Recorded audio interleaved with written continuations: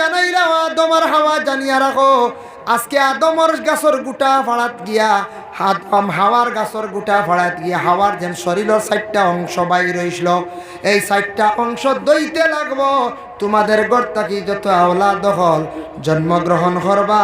হাওয়া গো জানিয়া রাখো আমি একদিন আমার এক গুরু বন্ধ হলরে অর্ডার কর্ম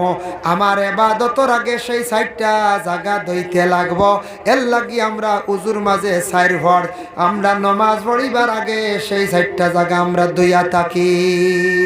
দইনি না না 4টা জায়গা আমরা দই না মুখ দই মাথা মুছে করি হাত খনি পর্যন্ত দই টখনু পর্যন্ত দই হৌদিন টখনু বার হয়েছিল হাত বার হয়েছিল 4টা জায়গা দই তো করতে লাগে দইতেও লাগে 4 জায়গা না দইলে আপনি নামাজ পড়তে পারবে না পারবা অন্য আয়াত নাজিল হয়েছে আল্লাহর হুকুম আছে বিশেষ কারণ